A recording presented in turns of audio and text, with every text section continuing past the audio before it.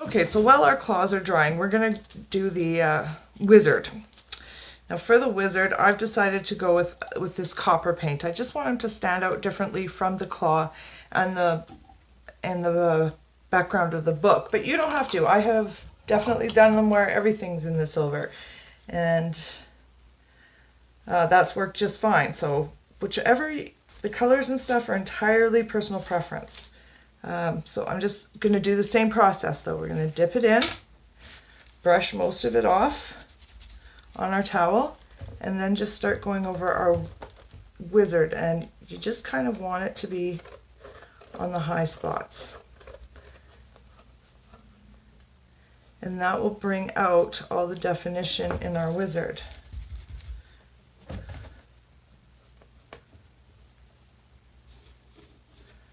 Just going over lightly. This is almost too wet actually. It's not too bad, but a real dry brush, the drier the better. I'm going to brush some of that off again.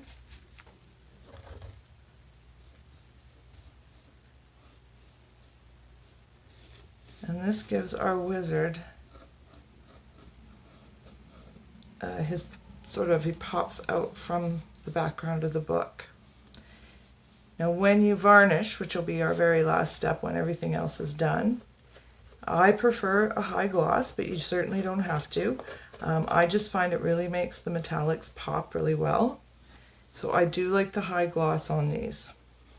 Now I have done some bottles and some other things with the matte, and they are fine. There's nothing wrong with them. It's just, again, just what you like. All right, so that's our wizard. Now because our wizard is done and painted, we can go ahead and add his staff. So I'm just going to kind of put it at an angle as though he's holding it. And what I'm going to do to give him hands, the first thing I'm going to do is just put some glue here just to hold my staff in place for the moment. Now it will stay there, but we're going to actually give him hands to hold it. So while that's sort of setting in there, and this part can be a little mucky and tricky. I've had to redo this bit a few times, but we're going to give it a go. I'm just going to put like a hand, and then I'm just going to put some fingers over top. And I'm not going to do like 5 fingers, I'm just doing a little bit. And when that dries, we will be able to go over that with some paint and sort of paint his fingers. I hope that you can see that okay. I know it's not going to show up real well till we paint it. And I'm going to sort of do the same thing on the other side. And it'll help hold it in place. So I'm just going to put a couple of globs and then sort of go over to make it like fingers. I hope that you're able to see that okay. Like I said, it's going to be kind of hard to see until we actually paint it. That one didn't go too badly, so hopefully that works out okay for us. So now, should we risk the dragon? Oh, I see I need to touch up a little bit more here. Just going to quickly do that before we carry on.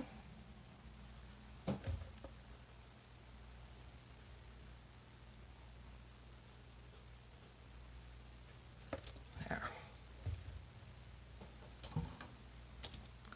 All right, now I still think I'm going to let that dry for a minute. Now while we're letting that glue set up, for our book, so if you're doing a wine bottle or a book cover or something, this isn't necessary. But for the book, I'm just going to take a line of glue on the spine. I'm going to do a couple of them, because when I'm done, one of the things I forget to do, and I've been called on it, is you need to sign your work. And I thought, how am I going to sign this and not make it look odd? Oh, I need another glue stick. So I did it on the other one. I did one that said dragon folklore or dragon tales or something. And then at the bottom, I put a leaf, and I'll show you, with my name and my web channel. So that gives you a way to sign it and still keep the integrity or the look of the book. So we're going to let that dry now, and I'll show you that bit later. I need another glue stick. And I won't make you sit and watch me do all of this, but I will show you how it's done so that you can carry on too. Now, to do the pages of the book, it takes a lot of glue, but it's very simple. I'm just going to touch that up. I'll have my new glue stick. There we go. So as you can see, I just started. So all I do, hopefully you can see, is I just do lines of glue.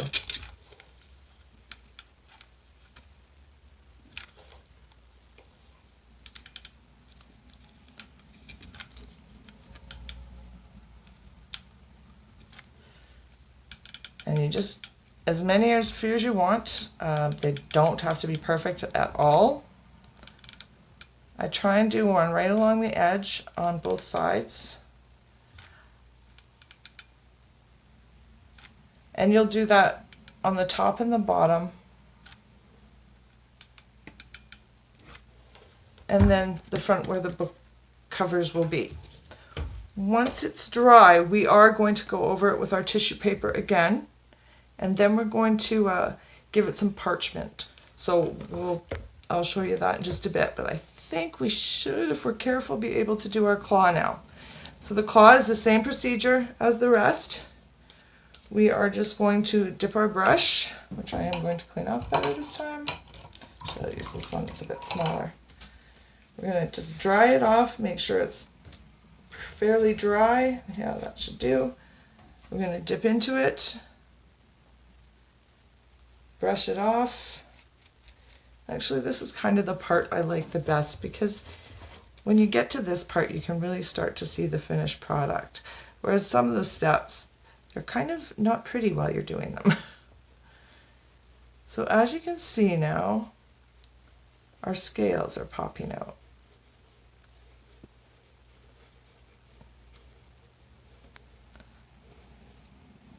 And it's really starting to stand out against the background, which is exactly what we want.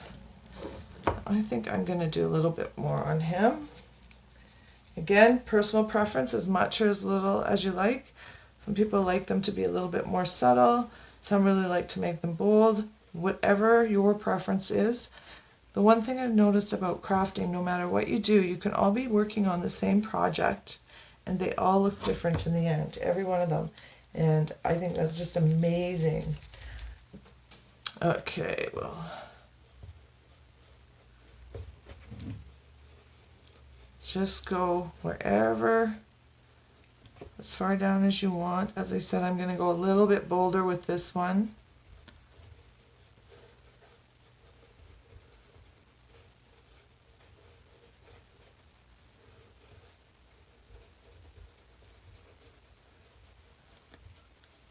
Alright, and there's our dragon claw. Let's get that guy a little bit better.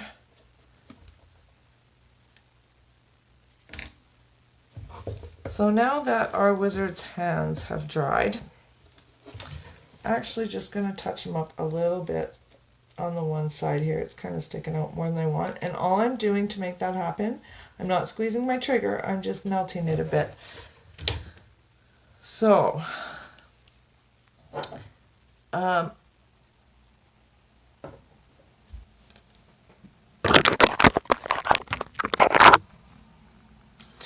okay, so I'm going to, for the hands, I have some flesh colored paint.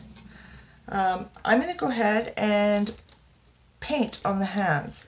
Now, don't worry that it doesn't love to stick to the paint glue gun, because as I said, when you varnish it, that will hold it in place. And you may need to do a couple of coats. And they are not going to be perfect. If you are super good with a glue gun and you have a technique, I would love to hear it. I haven't found perfection quite yet, but it does okay. It gives the look I want. It gives the illusion of the hands. And it's not too bad. Now this is not Yeah, this is definitely going to need one more coat after this, but we're going to let it dry. There we go. Now while he's drying,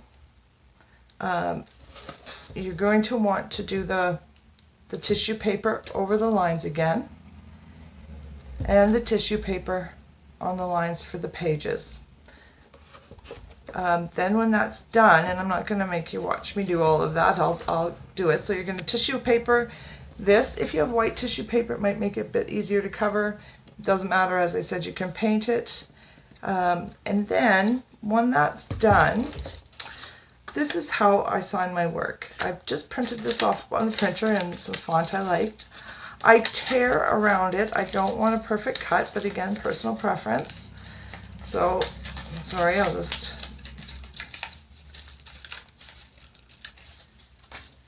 Just like that. I think I'll make it a bit smaller here.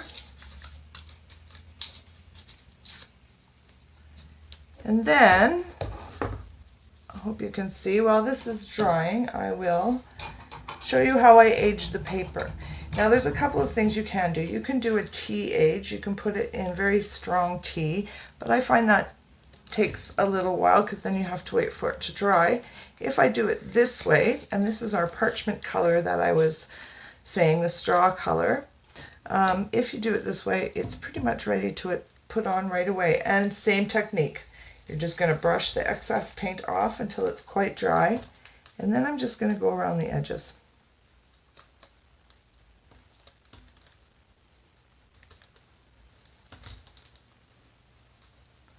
And once I've gone all the way around the edges, I'm just going to dip it in the water, get a little off so it's still quite damp, and I'm just going to go brush over the whole thing.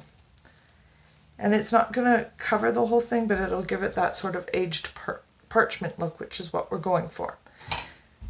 So I'm going to go finish up a few things. I will come back and show you when we're done, but again, very simple. The lines just like this on the back, the lines for the pages. Then you're going to Mod Podge your tissue paper over just like we've been doing. So when I get to that point, I will come back and show you how to age the parchment. Okay, so we're ready to make the pages look like parchment or old paper. All I've done to prepare is I have put a layer of the tissue paper on and then just done a coat or two of white paint. It doesn't have to be perfect coverage because of the next technique. So what we're going to do is we're going to take our sort of golden brown, anything close to that will be fine. You can use anything. Oops. And it will give you the parchment look.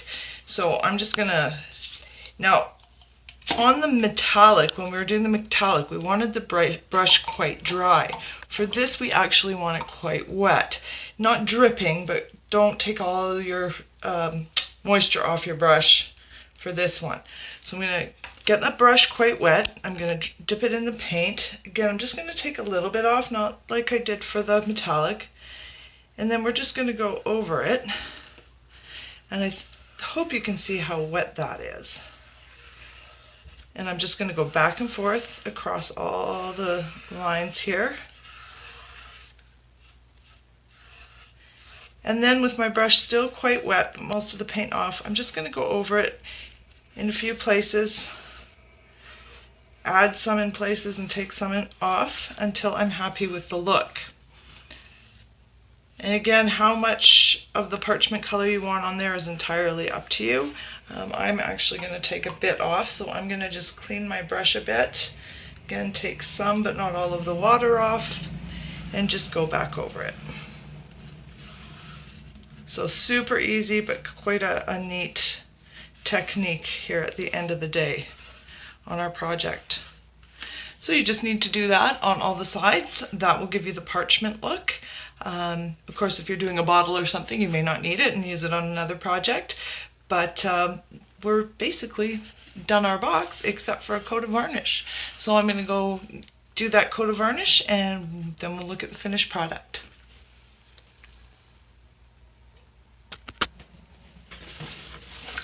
So here is our finished product. We have our, there we go. our book with our dragon eye. He's got a nice shiny coat of varnish on him, really makes the metallic stand out. That's our spine with our names and logos and whatever else you want to put on there. Our wizard and our claw, and of course our book pages. So you have made your first dragon box, and I hope you guys enjoyed this tutorial. I thank you so much for sticking with me. I know it was long. I know sometimes my camera wasn't as good as I'd like to be, still waiting on that new equipment here. But do tune in again to me. We are going to do some more tutorials coming up, some start to finishes in one. I know this was a long haul, so thanks so much for sticking it out with me. Please hit a like, leave me a comment, subscribe. I would love all that stuff. You can also check my Facebook page out, Renee Bobini Creations. And if there's anything on that page you'd like to learn how to do, leave me a message and I'll be happy to do a tutorial on it. Thanks again.